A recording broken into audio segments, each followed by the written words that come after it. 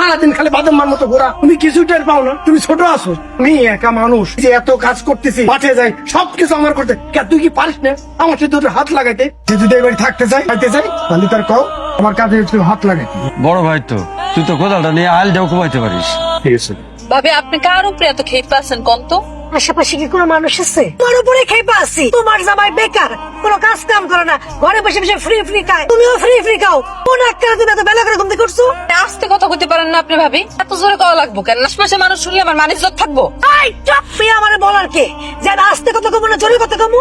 এই আমি কি চোর না ডাকাত? আমি সত্য কথা বলি, যা বলি মুখের উপরে বলি। এই তুমি দেরি করে ঘুমতে করছো কেন, এটা আমার বলো। ঠিক আছে, এটা তো অনেক দিনের অভ্যাস আমার, কি করুম কোন? আগামীকালকে থেকে আমি সকাল সকাল ঘুম দেব। বাবা বাবা বাবা, কালকে থেকে তুমি সকাল সকাল উঠে কি করবা? বাতাস লাগাইবা? শোনো, নিজ দিনে অফিসারের বউ পাইবো না। তোমার জামাই এখন বেকার, অফিসার না। অতএব এই বাড়িতে থাকতে হইলে কাজ কাম কইরা খাইতে হইব, ফ্রি ফ্রি খাওয়ান যাইব না। অর্ধেক আমি ধুইছি, বাকিগুলো তুমি ধুইবা, ধুয়ে রান্না করে যাইবা। কি ব্যাপার, তোমার হাতে কি হয়েছে? কিছু হয় নাই। কিছু হয় নাই মানে? হাতে ফসকা পড়ছে কেমনি? তুমি কই গেছিলা? বড় ভাবির সাথে রান্না করেছিলাম, ভাতের মার্কশিটটা এসে ফুসকা পড়ছে। আপনি এমন ভাবে তাকায় আছেন কেন? এই পাগলি, তুমি তুমি কোন সময় রান্না বান্নার কাম করছো? তুমি কি কারণে গেছো পাগের ঘরে? আর কি অবস্থা করছো? আর তোমার যে জোর করে সব কাজ করায়, ঠিক না?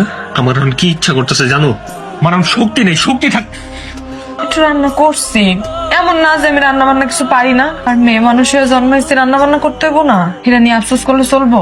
আপনার হাতের এই অবস্থা কেন? এমনি ঠিক হয়ে যাবো, জানি। আপনি কি মনে করছেন আমি কিছু বুঝি না? না, আপনি আমার কাছ থেকে লুকাইতেছেন। আপনি বড় ভাইজানের সাথে কাজে গেছেন। ধরো কাপড় ধরো, সুন্দর করে ধুইবা।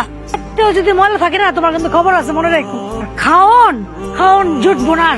আপনাকে বাড়ির মানুষগুলা কতই না স্বার্থপর। আমি আপনার কিন্তু আগে কইছিলাম বস, যে আপনার বাড়ির মানুষগুলো অনেক লোভী। আপনি আমার কথা শোনেন নাই, কইছেন যে কি, যে না এটা ওগো ভালোবাসা। আজকে ওগো ভালোবাসা দেখেন আপনার কই নিয়ে খারাপ করাইছে। 2 দিন আগে যখন আপনি কামাই করছেন, সবাই আপনারা কত তেল মারছে, আপনার দিয়ে সবাই ফায়দা লইছে। এই যে এখন আপনার চাকরি নেই, দেখেন তো আপনার কি অবস্থা। বস, আপনি আমার অনেক মায়া করছেন, অনেক আদর করছেন, অনেক কিছু খাওয়াইছেন বস।